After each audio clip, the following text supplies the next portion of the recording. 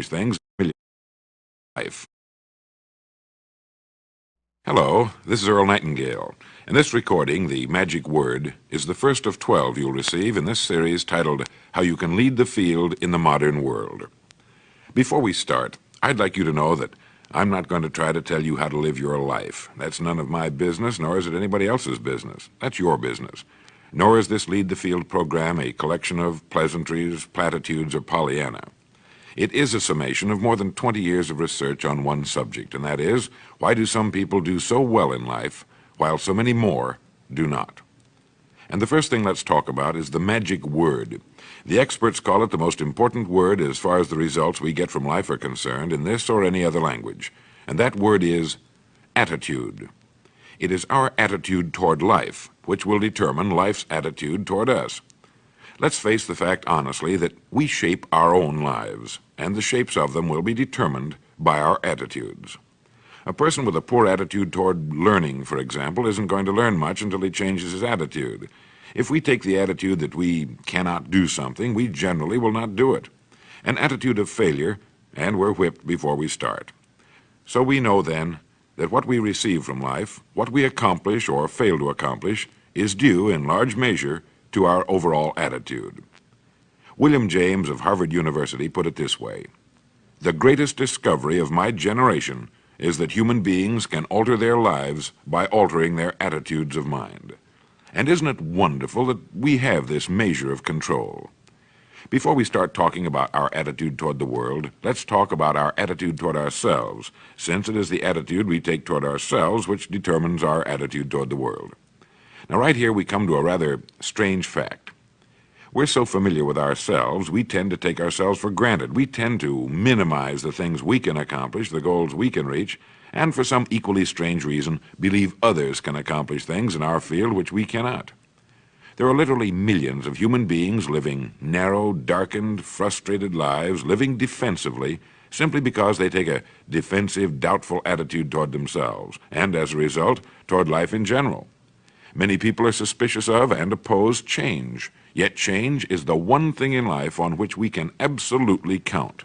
People who stay young all the years of their lives not only welcome change, but see it for what it really is: new opportunity, new chances for further fulfillment.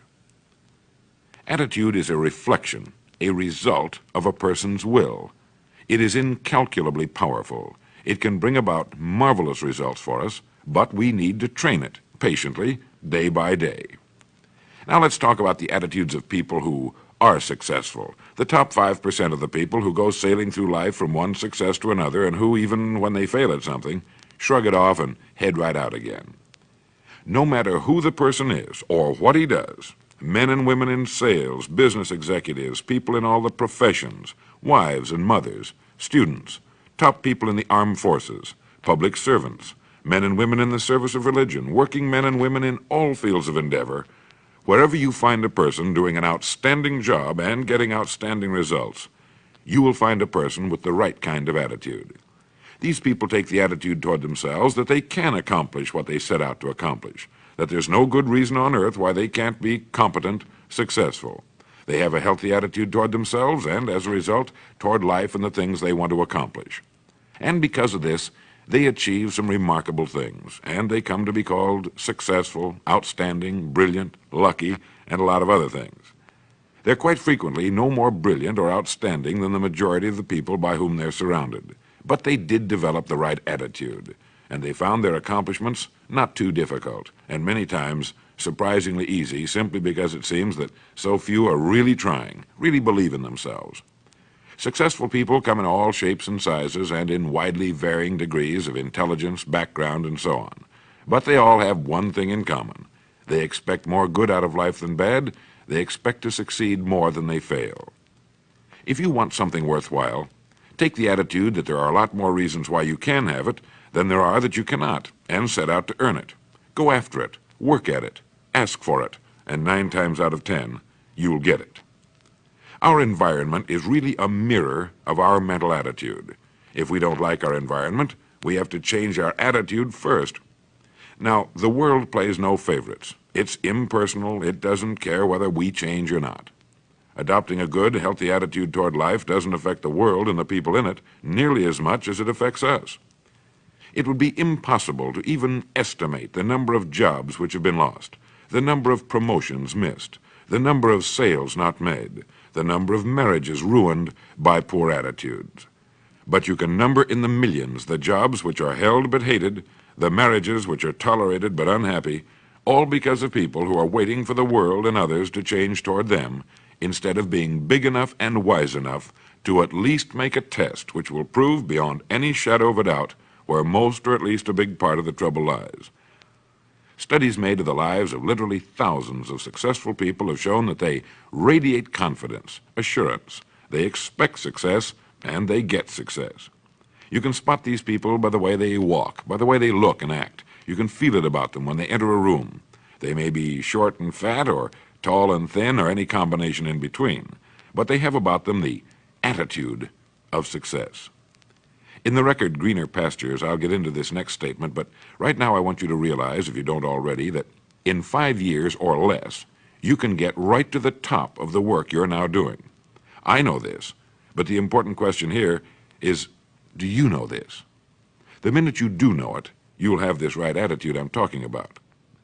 The easiest and most effective means of forming a good attitude habit is to begin to act as though you have a good, positive, expectant attitude toward life. That's right. Begin right now to walk, act, and look as though you belong to this group. If you're already in the top 5%, you'll know what I mean. If you've never tried it, you'll be amazed at what happens. Actions trigger feelings, just as feelings trigger actions. Now, let me tell you of a little test you can make which will prove beyond any shadow of a doubt that a good attitude can change a person's life as dramatically as walking from a darkened room into the bright, clear light of day. Not long ago, I read a line which went, "Life is dull only to dull people." This is true, but it also could have read, "Life is interesting only to interesting people," or "Life is successful only to successful people." Now, what I'm trying to say is that you must first become, mentally, from an attitude standpoint, that which you wish to achieve. A famous restaurateur was being interviewed by a reporter who asked, "When did you become successful?" He replied, "I was successful when I was sleeping on park benches, because I knew what I wanted to do and that I would do it." In short, his attitude had been one of success, of expecting success, long before the material, the tangible rewards of success had been earned. We'll get into this particular phase of Lead the Field in record number 3, A Worthy Destination. But for now, remember that a person must act, look, and because of these things, feel successful before the success he seeks can come. Chances are you know people who seem to be what others call lucky. All kinds of good and wonderful things seem to happen to them, and they give the impression of happily sailing through life, having a wonderful time, and getting more accomplished in a year than most people do in 5. This has been figured out fairly scientifically, and if anyone will conscientiously go about the test I'm going to recommend, and stay with it every day for the next 30 days without fail, that person can join this small, happy, and extremely productive group of people. He'll find himself becoming lucky, as they say, and most of his problems will pretty well take care of themselves. Of this you can be sure. The results will be nothing short of amazing.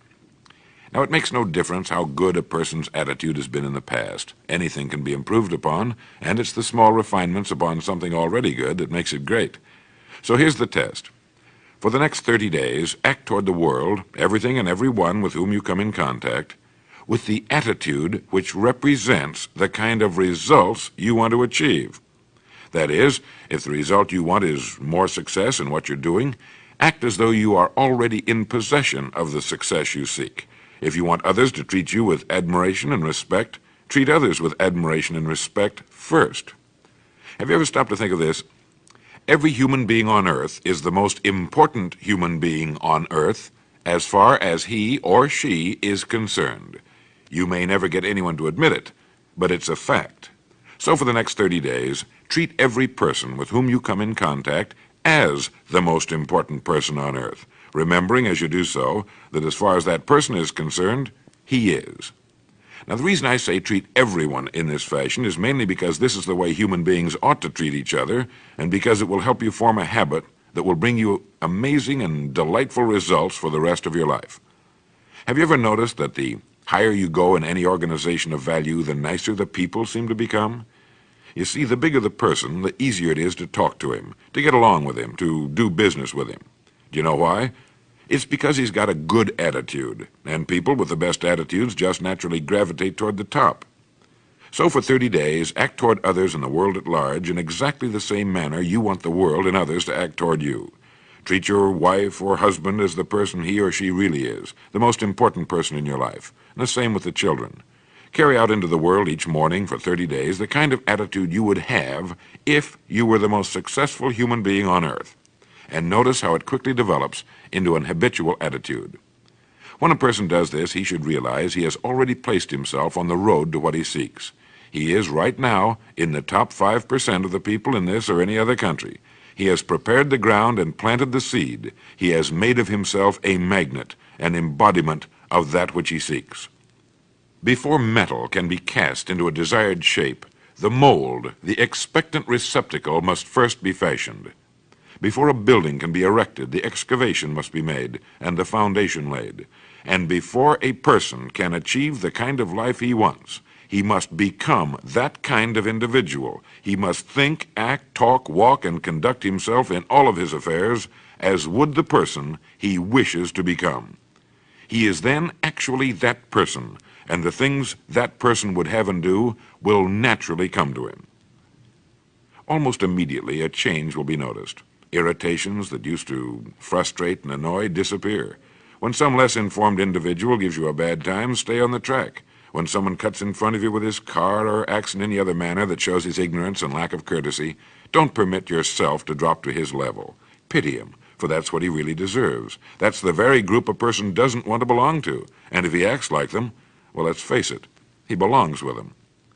There's nothing in the world that men, women, and children want and need more than the feeling that they're important, that they're needed and respected. They will give their love, their affection, their respect, and their business to the person who fills this need.